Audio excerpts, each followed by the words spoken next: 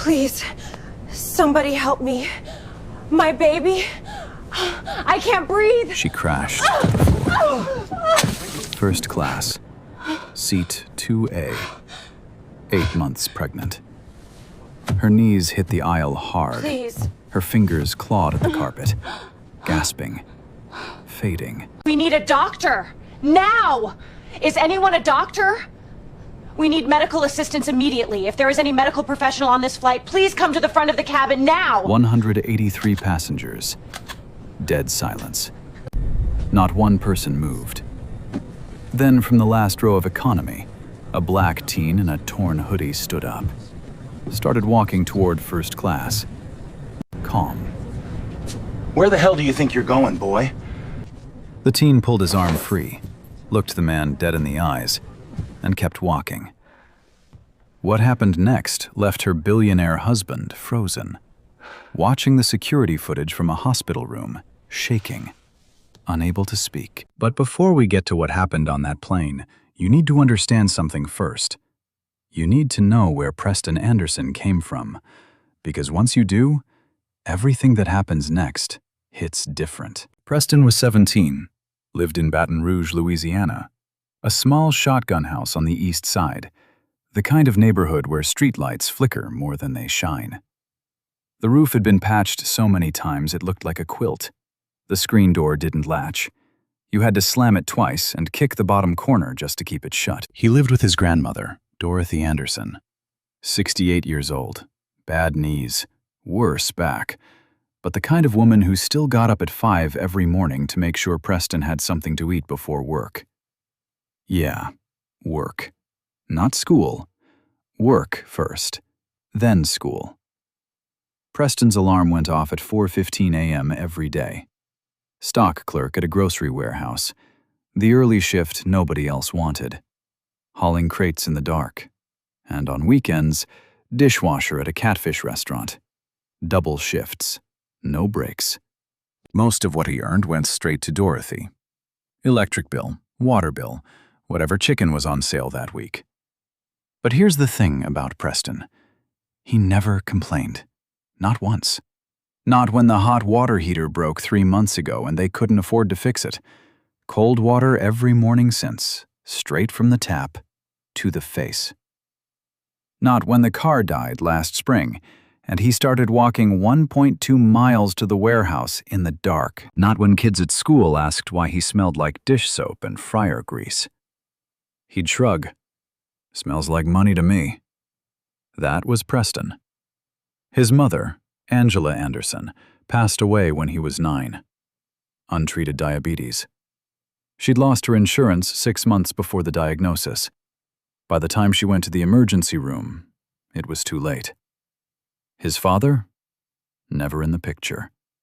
Left before Preston was born. No name on the birth certificate. Nothing. Dorothy raised him alone.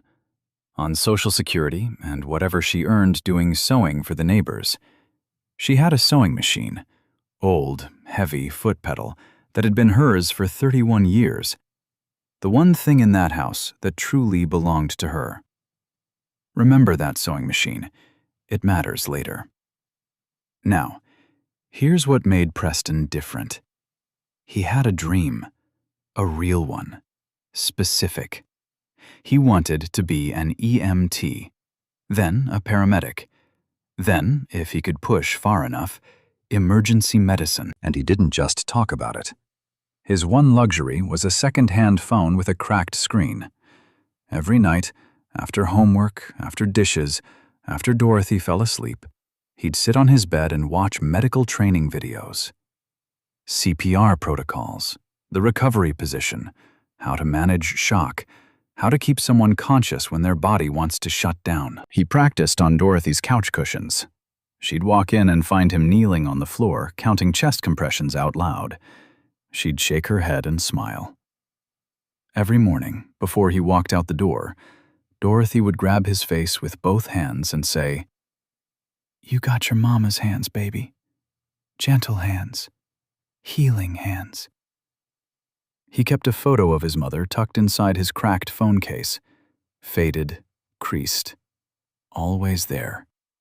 Then the letter came. Accepted into a pre-med summer pipeline program in Boston, one of 12 spots in the entire country. Low-income students only. Tuition free. Housing free. Travel? Not covered. A round-trip flight cost more than Dorothy's entire monthly income. The morning of the flight, Preston walked into the kitchen and saw it. The table by the window, where the sewing machine had sat for 31 years, was empty. Just a circle of dust where the base used to be. She sold it. The only thing she had. To buy him that ticket. Preston stood there, jaw locked, eyes burning. He turned around. "Grandma, I can't take this. I'm not going." Dorothy grabbed his arm, hard. "Don't you dare waste my sacrifice, Preston. You go become what God built you to be." He picked up his duffel bag, the one with a small red first aid kit keychain clipped to the zipper, a gift from his EMT instructor at the community center, Mr. Dwight Coleman, who told him, "Carry this everywhere. You never know when someone's going to need you." He walked out the front door, slammed the screen twice, kicked the bottom corner. First time on an airplane. The jet bridge rattled under his feet. The cabin smelled like recycled air. The overhead bins were too high.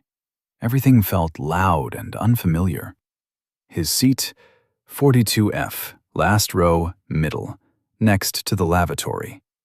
The worst seat on the plane. He didn't complain.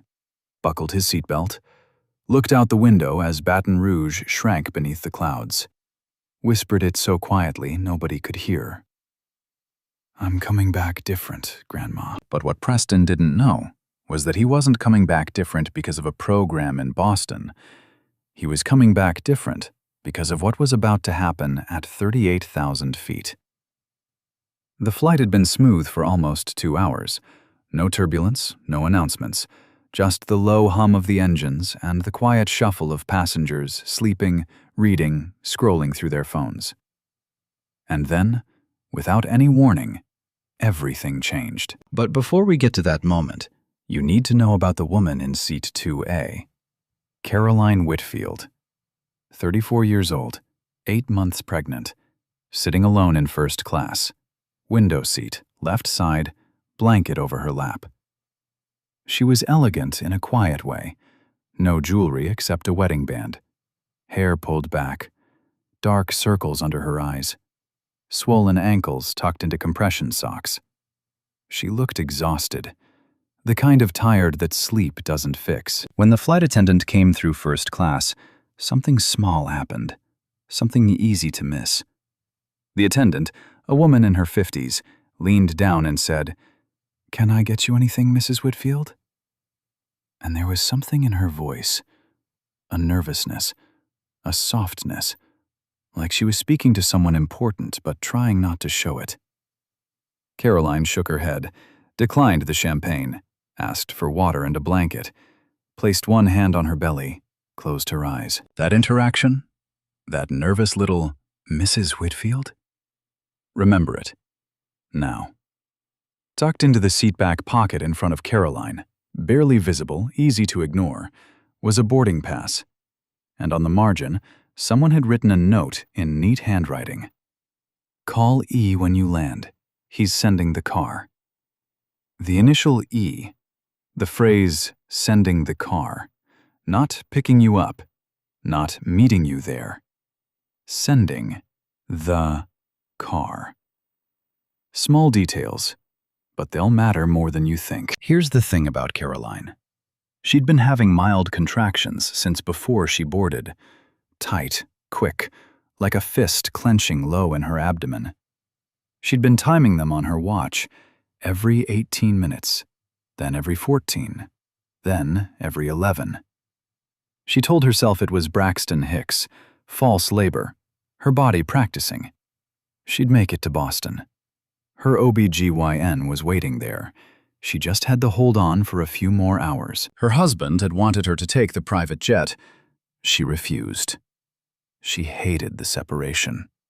Hated feeling like she lived in a different world than everyone else. She wanted a normal flight, a normal experience. She insisted. That decision, that one small, stubborn decision, was about to change everything. The turbulence hit at 2:17 p.m. Not violent, not the kind that makes oxygen masks drop. Just a firm, sudden shake. Enough to rattle the drink cart, enough to jostle the ice in every cup on the plane. The seatbelt sign dinged on. Caroline winced, gripped the armrest. A pain, sharper than the others, shot through her lower back and wrapped around her belly like a belt being pulled too tight. She gasped. Then another one. Faster. Harder. She stood up. She didn't think. Her body just moved. She needed the lavatory. She needed to splash water on her face. She needed to breathe. She made it 2 steps. That's it. 2 steps into the aisle. Her knees buckled. Her body folded. She collapsed sideways, hard against the armrest of seat 3C. Her head hit the side of the seat with a dull crack. She slid to the floor. First class went silent. Then, chaos. The businessman in 3C, gray suit, window seat, recoiled, pressed himself flat against the wall like she was contagious. Didn't reach out, didn't help, just stared. A woman across the aisle covered her mouth with both hands. A child 2 rows back started crying. Someone dropped a phone. Nora Sullivan, head flight attendant, 53, 26 years on the job, reached Caroline first. She drops to her knees. Caroline's eyes were half open, glassy, unfocused. Her lips were moving, but the words barely came out. "The baby. Please. The baby." Nora checked her pulse. Rapid. Too rapid. Her skin was clammy, cold sweat on her forehead. Nora grabbed the intercom. Her hand was shaking. "Is there a doctor on board? We need medical assistance immediately. If there is any medical professional on this flight, please come to the front of the cabin, now." She waited. 5 seconds. 10. 15. Nothing. She repeated the call, louder this time, almost begging. Nothing. 183 passengers on that plane. Businessmen, professors, consultants. Not one doctor, not one nurse, not one paramedic, not one person with any medical training at all. Nora looked down at Caroline on the floor. She had basic first aid certification, the standard airline training. Band-aids, allergic reactions, minor burns. Not this. Not a pregnant woman in crisis at cruising altitude. The pilot's voice came through the speakers, calm but tight. "Ladies and gentlemen, we are diverting to Philadelphia International Airport. Estimated arrival, approximately 45 minutes. 45 minutes. Caroline's blood pressure was dropping. Her contractions were getting closer. The baby's heart rate, if they could even monitor it, was unknown. 2 lives hanging by a thread, 45 minutes away from help. Nora looked up at the cabin, pleading with her eyes.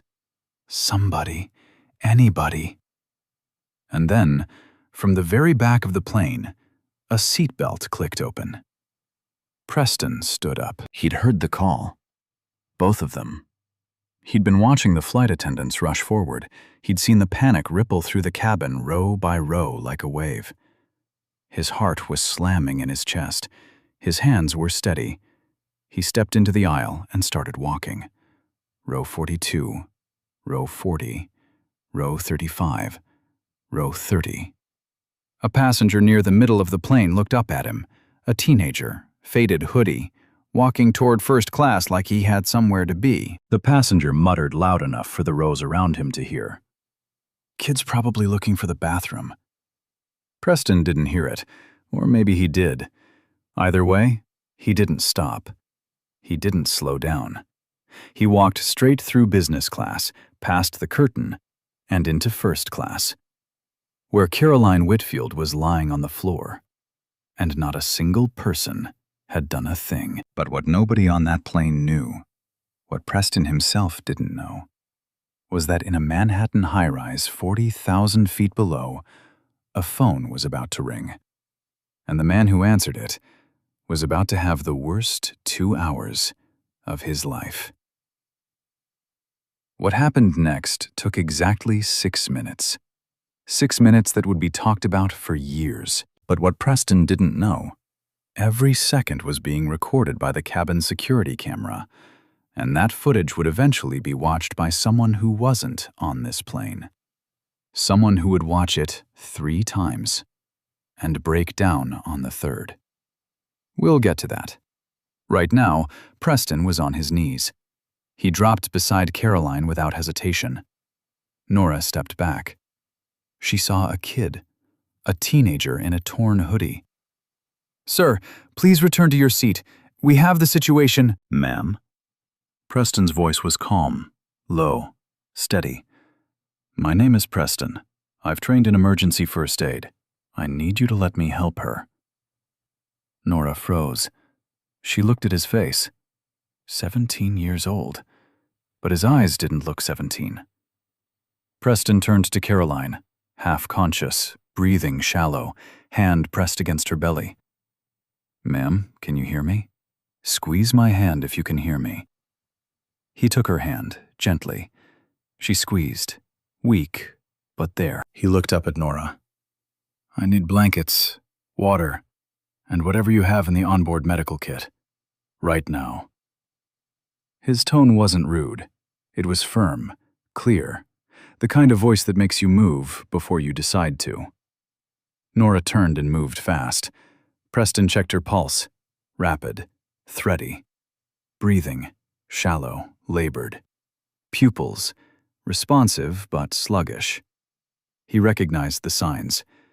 Preeclampsia. High blood pressure during pregnancy.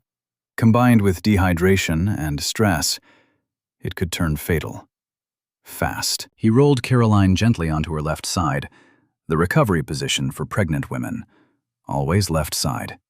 Takes the weight off major blood vessels, improves blood flow to the placenta. He'd watched a video on this exact scenario 4 months ago.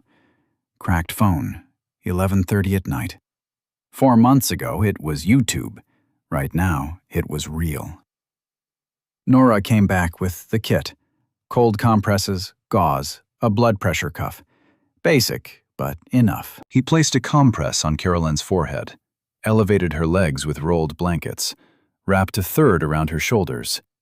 Then, gentle questions. Between contractions. Never rushed.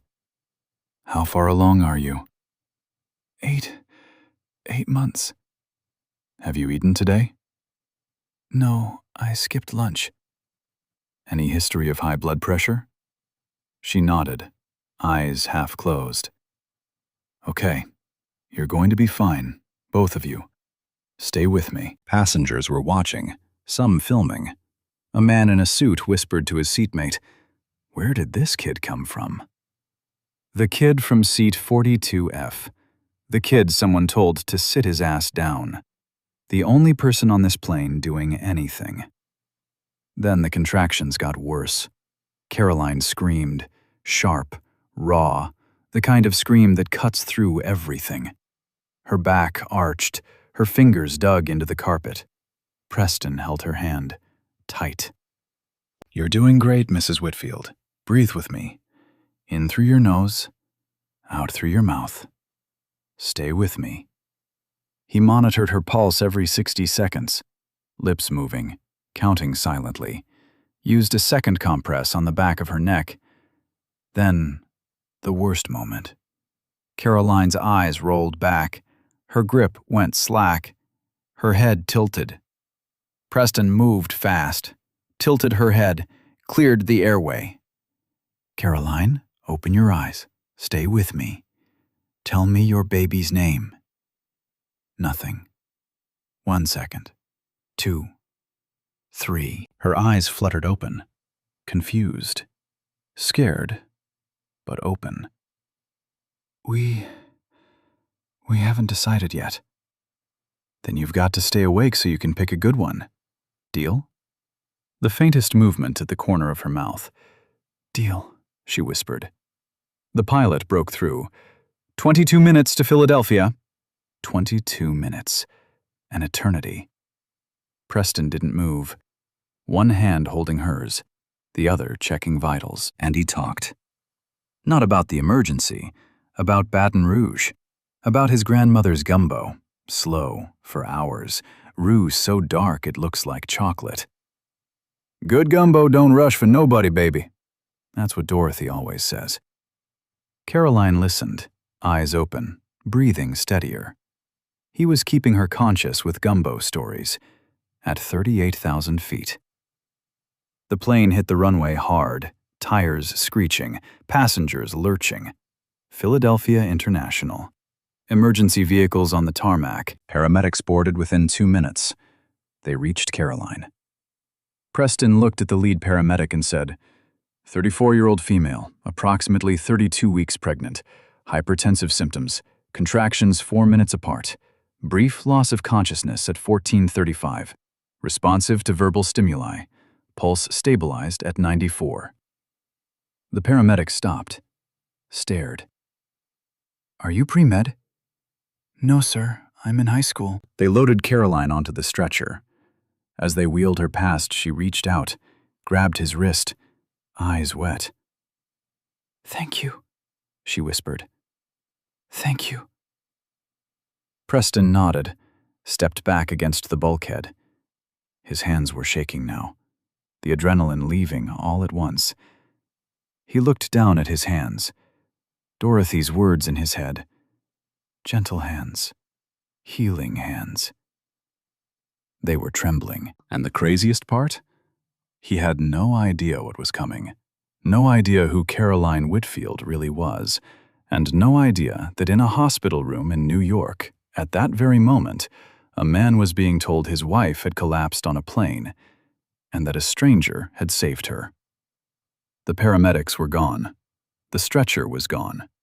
The first-class cabin was empty now, just crumpled blankets on the floor, an open medical kit, and the faint smell of cold compresses. Passengers filed off the plane one by one. Quiet, avoiding eye contact. The same people who sat frozen for 6 minutes now walked past the spot where Caroline had been lying, like nothing happened. Nobody said a word to Preston. He was the last one off. Grabbed his duffel bag from the overhead bin, clipped his red first aid keychain back onto the zipper, walked up the jet bridge, alone. No applause, no handshake, no, thank you, young man. Just a few sideways glances from passengers who'd watched the whole thing on their phones and were probably already uploading it. That was it. That was his reward. Sideways glances. But then, footsteps behind him. Fast. Wait, please wait. Nora Sullivan, the head flight attendant. She was half running through the jet bridge, her heels clicking on the metal floor. Her eyes were red. She'd been crying. She reached Preston and grabbed both his hands. I've been flying 26 years. 26 years. I have never, not once, seen anyone do what you just did back there. Her voice cracked. You saved that woman's life. You saved her baby's life. Preston looked at her, uncomfortable. He wasn't used to this. Ma'am, I didn't do anything special. I just did what I was supposed to do. Nora reached into her pocket and pressed a folded $100 bill into his palm. Please, take this.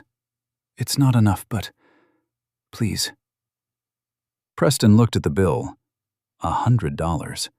More than he made in a full weekend of double shifts at the Catfish restaurant. He could use it. God knows he could use it.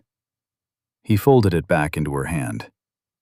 I can't take that, ma'am. I appreciate it, but I can't. Nora stared at him. This kid, this 17-year-old kid who washes dishes for a living, who just saved 2 lives, and he's handing back $100. Preston paused. Then, but if you really want to help, there's a community center in Baton Rouge, runs free EMT classes for kids in my neighborhood.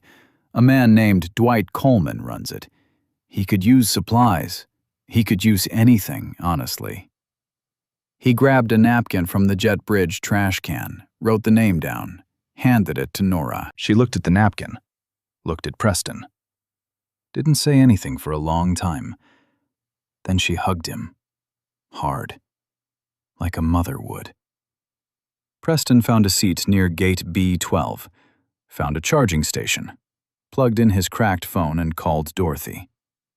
He didn't tell her about the emergency, didn't mention the pregnant woman, didn't say a word about what had just happened. "I'm in Philly, Grandma. Layover. I'm fine. I love you." "You eating? You better eat, Preston." He laughed. He hadn't eaten since a granola bar at 5 that morning. "Yes, ma'am, I'm eating." He hung up, leaned his head against the wall, closed his eyes. And that should have been the end of it. A good kid did a good thing. Nobody noticed. Life moved on. Except, it wasn't the end. Not even close. Because while Preston was sitting at that gate with his eyes closed, something was already in motion. The airline's emergency protocol had kicked in the moment the plane diverted. Caroline had listed an emergency contact on her booking. The airline had called that number before the wheels even touched the ground in Philadelphia. That call went to a corner office on the 40th floor of a Manhattan high-rise. And the man who answered? He didn't just send a car. He sent a helicopter. 20 minutes later, a man in a dark blazer walked through the Philadelphia terminal. Calm, polished, late 40s, moving with the kind of quiet purpose that said he'd been told exactly who to find. He found Preston at gate B12, eyes still closed, duffel bag between his feet. "Excuse me, Preston?" Preston opened his eyes. The man handed him a business card. White, crisp. No company name, just a phone number embossed in silver. And on the back, 2 initials. E.W. "Someone would like to thank you properly. When you're ready, call that number." Before Preston could ask a single question, the man turned and disappeared into the crowd. Preston flipped the card over. E.W. He had no idea what it meant, no idea who sent this man, no idea how anyone even knew his name. He slipped the card into his pocket, boarded his connection to Boston, and didn't think about it again. But here's what Preston didn't know.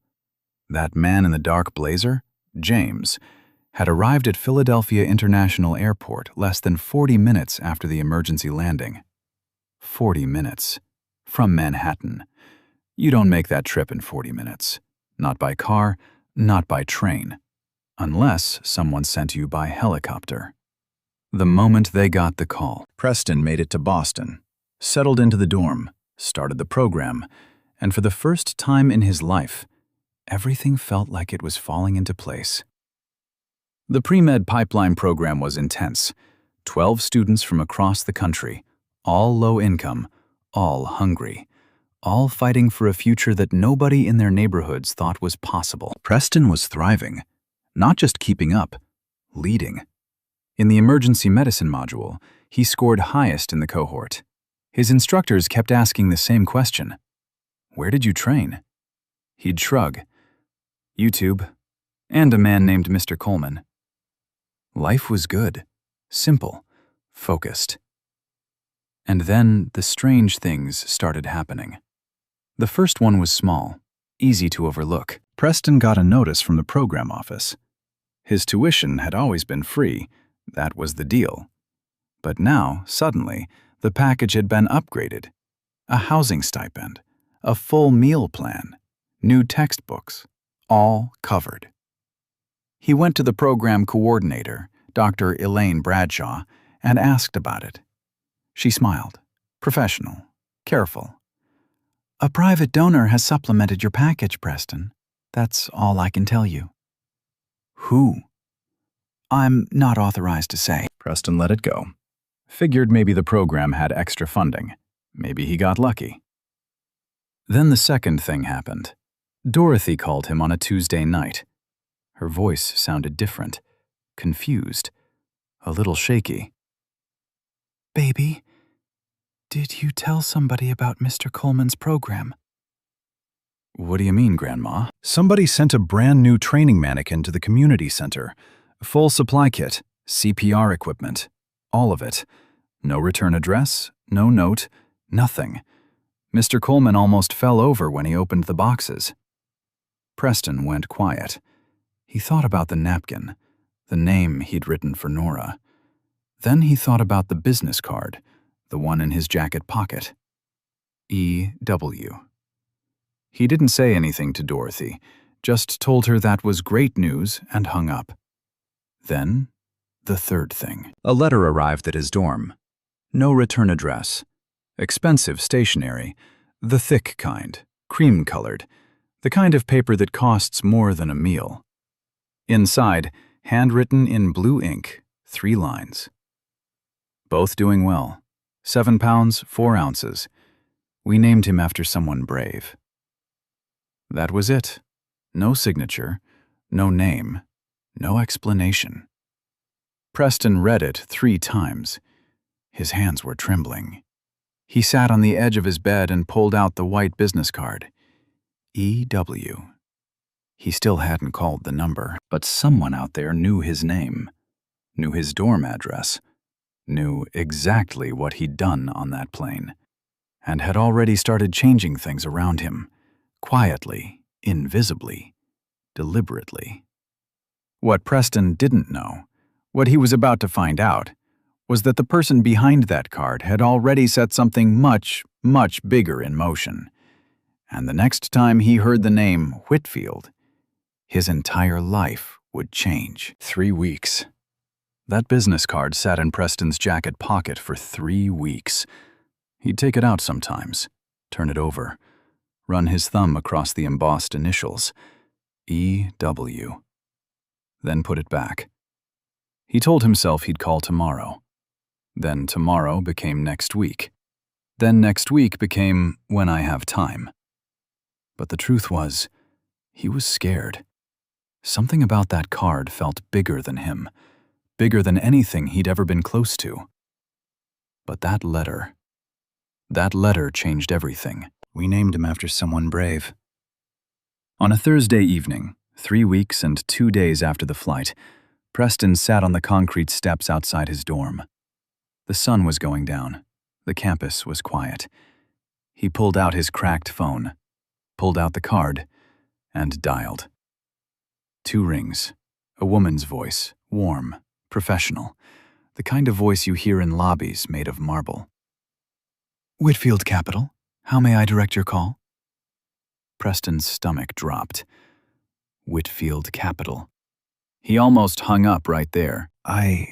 Someone gave me this card. On a plane, a few weeks ago. A pause on the other end. A short one, but loaded. "Mr. Anderson?" He blinked. "Yes?" "We've been expecting your call. Please hold for Mr. Whitfield." Expecting his call. They knew his name. They'd been waiting. The line clicked. Soft hold music. 10 seconds. 15. Then, a voice. Deep, calm, measured. The kind of voice that's used to rooms going quiet when it speaks. "Preston, my name is Elliot Whitfield. Caroline is my wife." Preston's mouth went dry. His hand tightened around the phone. "I want to thank you. Not over the phone. I'd like to meet you in person. But first, I need you to know something." Preston didn't say anything. He couldn't. "You saved my wife's life, and you saved my son's life. And I have watched you do it, every second of it, more times than I can count. Now, this is where the story cracks open. This is where everything you thought you understood shifts. Elliot Whitfield wasn't just some businessman. He was the founder and CEO of Whitfield Capital Group, a private equity firm valued at over $4 billion. He'd been on the cover of Forbes twice, He sat on the boards of 3 major hospitals along the East Coast. He was one of the wealthiest and most connected men in the northeastern United States. And on the day his wife collapsed on that plane, he was nowhere near her. He was in his Manhattan office, 40th floor, glass walls, a view of the entire city.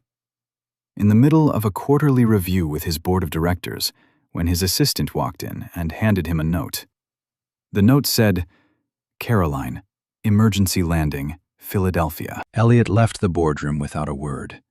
Didn't excuse himself, didn't grab his coat, just walked out. His assistant had already called for the helicopter. It was on the roof by the time he got there. The flight from Manhattan to Philadelphia took 41 minutes. 41 minutes in the air. No information, no updates. Just the sound of rotor blades and Elliot Whitfield staring at his phone, waiting for a call that wasn't coming. He didn't know if his wife was alive. He didn't know if his baby was alive. He didn't know anything. When he landed at the hospital, Jefferson University, he ran through the emergency entrance, still in his suit, no coat, November air cutting through him. He found Caroline in a recovery room, stable, awake, IV in her arm, heart monitor beeping steady. She was alive. The baby was alive.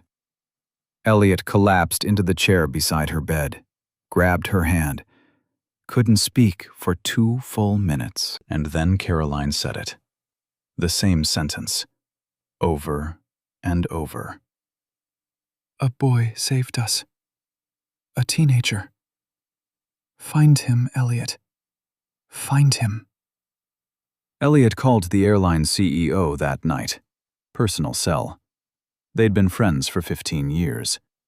Within 2 hours, Elliot had access to the onboard security camera footage from the flight. Full recording, every angle.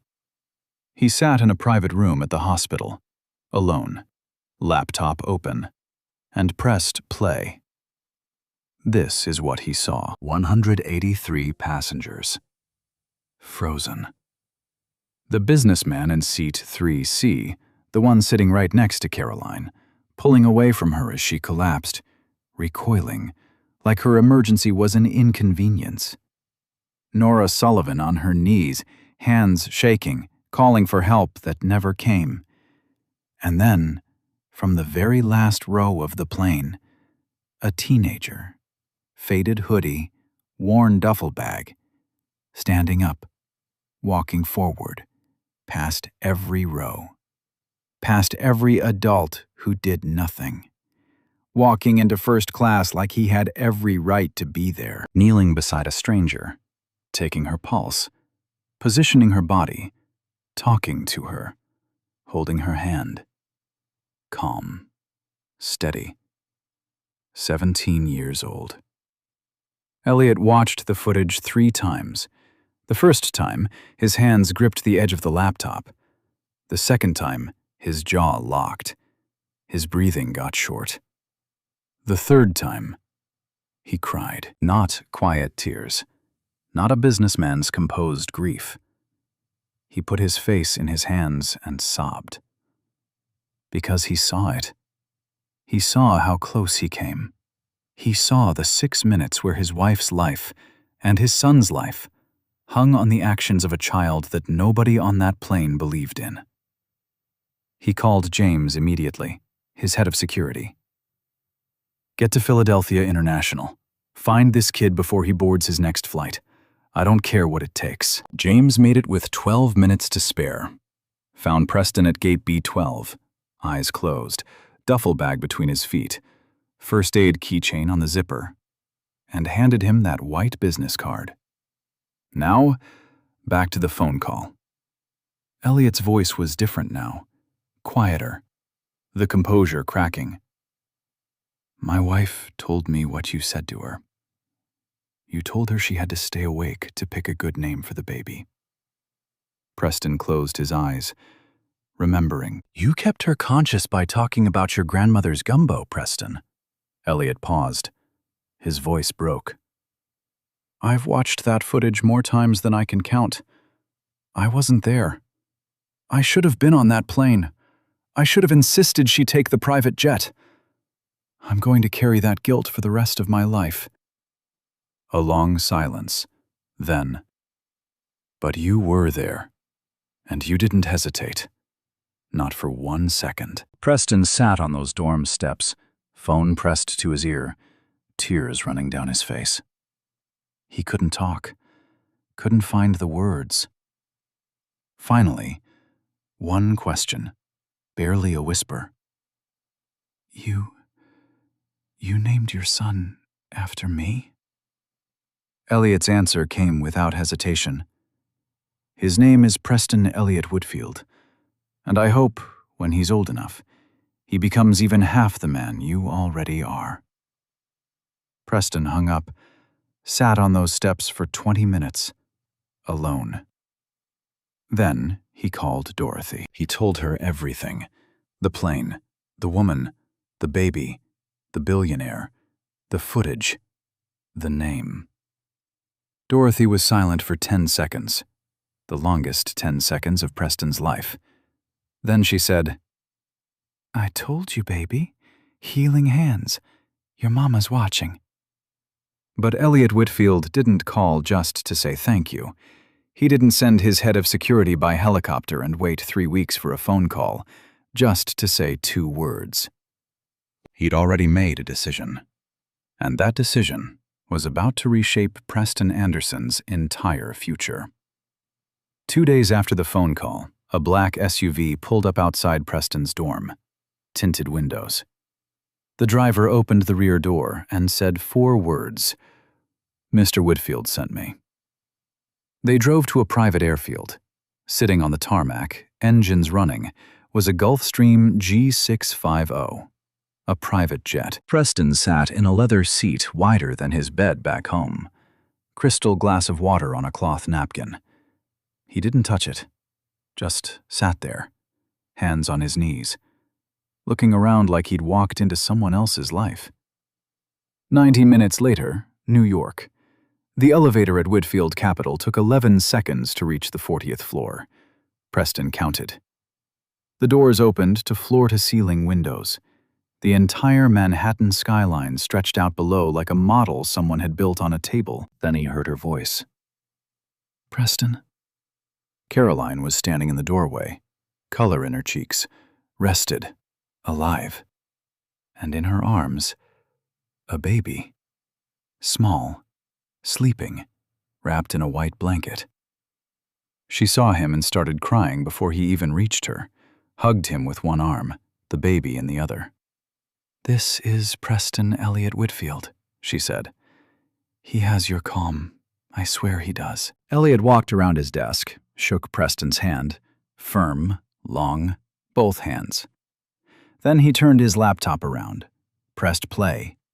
The security footage. Preston watched himself on screen, kneeling beside Caroline, checking her pulse, talking about gumbo. He barely recognized the person. I was that calm? Calmer than anyone I've ever employed. Then Elliot sat down, leaned forward. I didn't bring you here to say thank you, Preston. I brought you here because I want to invest in you. Not charity, investment. Because what I saw on that footage, that's not something you train. That's something you are. He slid a folder across the desk. Inside, 4 items. 1. Full scholarship. 4-year pre-med at any university Preston chose. Plus medical school. Fully funded through the Whitfield Foundation. Tuition, books, housing, everything. Until he had the letters MD after his name. 2. The Dorothy Anderson Community Health Fund. $500,000 to transform Mr. Coleman's community center into a fully licensed EMT and paramedic training facility, named after Preston's grandmother. 3. Paid summer internship at Whitfield Capitol's Healthcare Investment Division, so Preston could learn where medicine and money intersect and why communities like his get left behind. 4. Immediate support for Dorothy. New hot water heater, roof repair, A reliable car. Elliot's exact words.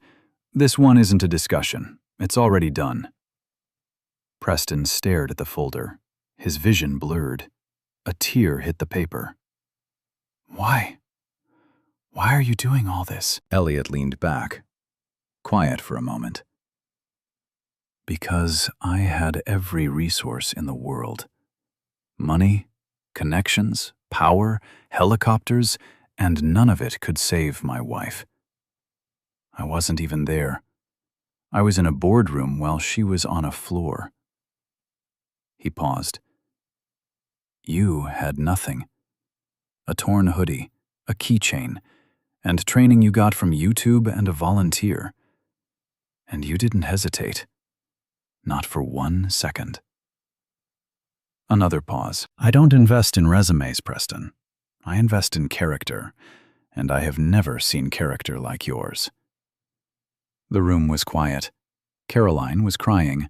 The baby was sleeping. Preston looked at the folder, looked at Elliot, and asked one question. Can you make sure Mr. Coleman gets a salary? He's been volunteering for years. He never takes $1. Elliot smiled. The first real smile Preston had seen from him. Done. They shook hands. Not with contracts, not with lawyers. A handshake between a billionaire and a teenager from Baton Rouge. Caroline placed the baby in Preston's arms. He held him the way he'd held Caroline's hand on the plane. Steady, gentle. Like he was holding something that mattered more than himself. Elliot picked up his phone, took a photo. Preston Anderson, 17, torn hoodie, cracked phone in his pocket, holding a billionaire's newborn son on the 40th floor of a Manhattan skyscraper. That photo sat on Elliot's desk for years. He never moved it. As Preston left, he passed James in the hallway. Same dark blazer, same nod. Told you to call. Preston laughed. First real laugh in weeks. He rode the elevator down 40 floors, stepped onto a Manhattan sidewalk, pulled out his cracked phone and called Dorothy. Grandma, you're getting your sewing machine back, and a whole lot more. Silence. Boy, what did you do? Preston looked up at the building behind him. 40 floors of glass and steel. I just did what you taught me. What happened over the next 2 years didn't just change Preston Anderson's life. It changed Baton Rouge. It changed a community center. It changed dozens of kids who'd never been told they could be anything. And it all started with a boy in a torn hoodie who refused to stay in his seat. But he had his pick of any university in the country. Full ride, no limits. Schools most kids in his neighborhood had never even heard of, let alone dreamed of attending. He chose Howard University, not Harvard, not Yale, not Johns Hopkins. Howard. When Elliot asked why, Preston said, "Because I want to be around people who look like me and are building something. I don't need a name on a building. I need a foundation under my feet." Elliot didn't argue. He just nodded and wired the first tuition payment that afternoon. Preston moved to Washington, D.C., pre-med track, full course load, and from day one, he was different. Not smarter than everyone else, not louder, not flashier, just steadier. The professors noticed it. The kind of student who sits in the front row, never misses a class, and asks the one question nobody else thought of. His first summer, he flew to New York for the internship. He took notes on everything. Filled 3 notebooks in 8 weeks. When the other interns went out for drinks on Friday nights, Preston was in his temporary apartment, mapping underserved health corridors in Louisiana. The cycle was already repeating. Now, the community center. 14 months after the plane incident, the Dorothy Anderson Community Health Center opened its doors. Not the same cramped room with folding chairs and a borrowed mannequin. A real facility. Renovated, equipped, professional. 2 full classrooms, a simulation lab with training mannequins, real ones, the kind that hospitals use. A mobile health clinic parked out back, a converted van with basic diagnostic equipment, a defibrillator, and enough medical supplies to serve 3 parishes. Local news covered the ribbon cutting, then regional news picked it up. Then a national outlet ran a feature.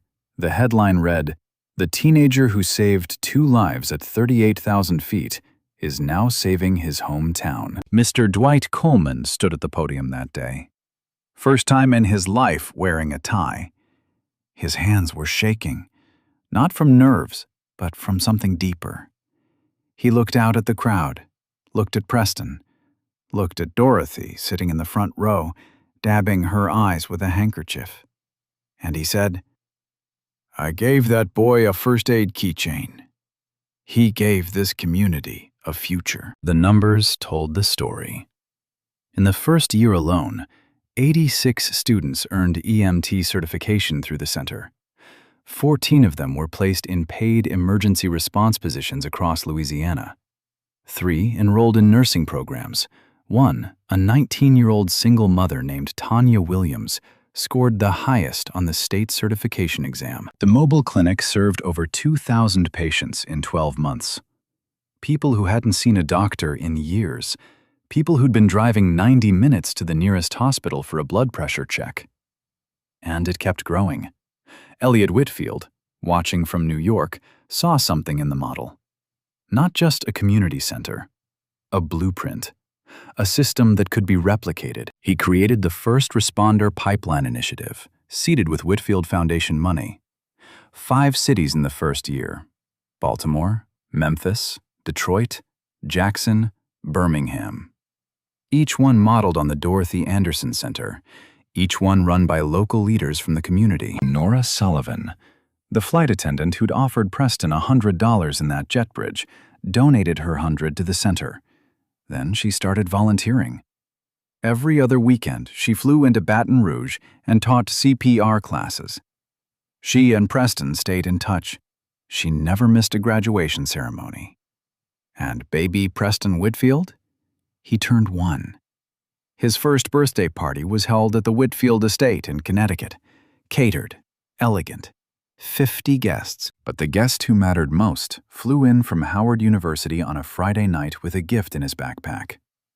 A small red first aid keychain, identical to his own. He clipped it to the baby's diaper bag. Caroline laughed. Elliot shook his head and smiled. And Dorothy? She got her sewing machine back. Not the old one, a brand new one, top of the line, the kind with a digital display and an automatic needle threader. She cried when it arrived, sat in front of it for an hour before she even turned it on. She used it to make quilts, one for every room in the community center's waiting area. Thick, warm, handmade. And in the bottom corner of each one, a small embroidered phrase in gold thread. Healing hands. But this story has one more scene, and honestly, it's the one that stays with you. 2 years later, Preston Anderson is 19, sophomore at Howard, top of his pre-med class. He's flying home to Baton Rouge for winter break. Commercial flight, economy seat. Window this time, not 42F. He's got his duffel bag under the seat. Red first aid keychain on the zipper. Cracked phone finally replaced. A gift from Caroline for his 18th birthday. But the photo of his mother is still inside the case. Same spot, always. The flight is smooth, quiet, uneventful. Until it isn't. Somewhere over Alabama, turbulence hits. A few rows ahead, an elderly man clutches his chest. His face goes gray. His body slumps sideways against the window. The flight attendant rushes over, checks on him, grabs the intercom. "Is there a medical professional on board? We need assistance in row 14. Preston is already unbuckling his seatbelt, already standing, already moving. Same calm, same steady hands, same quiet focus. Some things don't change. He reaches the man, kneels beside him, checks his pulse, loosens his collar, starts talking to him in that low, steady voice. The same voice Caroline Whitfield heard at 38,000 feet 2 years ago. But this time, something is different. This time, he's not alone. A young woman across the aisle stands up, fast, no hesitation. She's wearing a lanyard around her neck. Preston catches the words printed on it. Dorothy Anderson Community Health Center, EMT certified. Her name is Tanya Williams, 22, one of the center's first graduates, the one who scored highest on the state exam. They work together, side by side. She stabilizes the man's breathing. He monitors the pulse. They don't need to talk much. They move like they've done this before, because they have. Different rooms, same training, same foundation. The man stabilizes. Color returns to his face. The cabin exhales. This time, the passengers applaud. Tanya looks at Preston, studies his face for a moment. "You're Mr. Preston, aren't you? From the center?" Preston smiles. "You were in the Tuesday cohort." Tanya grins. "You gave us the first aid keychain speech. Carry this everywhere. You never know when someone's going to need you." Preston laughs. A real one. Full. "That wasn't my line. That was Mr. Coleman's."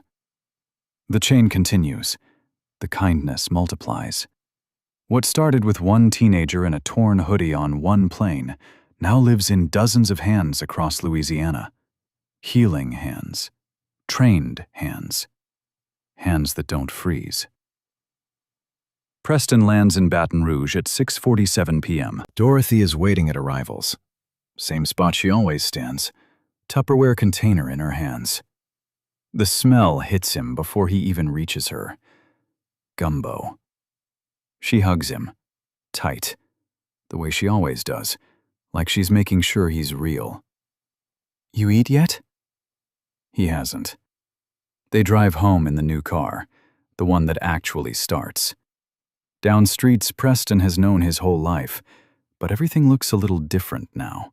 The screen door latches on the first try. The hot water works.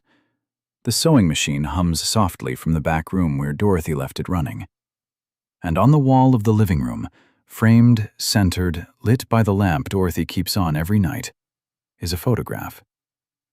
Preston Anderson, 17 years old, torn hoodie, cracked phone in his pocket, holding a newborn baby on the 40th floor of a Manhattan skyscraper. 2 lives, connected by 6 minutes at 38,000 feet. And a grandmother who sold her sewing machine so a boy with healing hands could get on a plane. Bạn nói đúng. Phần C, TA chỉ nên có khoảng 50 từ bolded là bình luận cá nhân của narrator.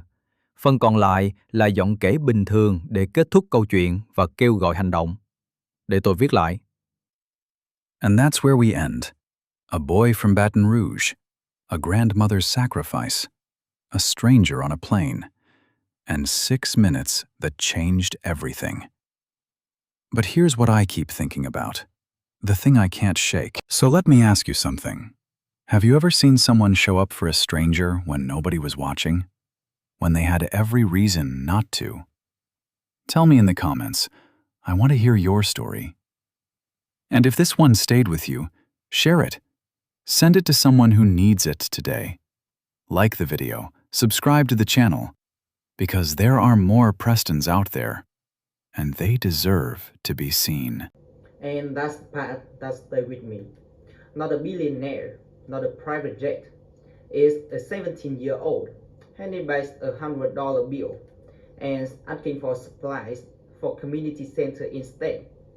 183 people on that plane, not one moved. The only person who stood up was a kid from the last row. Someone they grabbed by the arm and told to sit down. And that's the thing about this work. We keep waiting for the people with power to show up. The ones with the titles, the degrees, the money. But on that plane, none of that mattered. The person who saved 2 lives had nothing except a grandmother who taught him that What you carry inside matters more than what you carry in your wallet. Dorothy sold the only thing she owned, so her grandson could board that flight. She didn't know she was putting a hero on a plane, but maybe she did. Maybe she always knew. So let me ask you, when the moment comes, and it will, are you the person who stands up, or the one who looks away and hopes someone else does? Tell me in the comments. And if this one stay with you, share it, like the video, subscribe, because there are more presidents out there sitting in the last row waiting for someone to let them walk forward.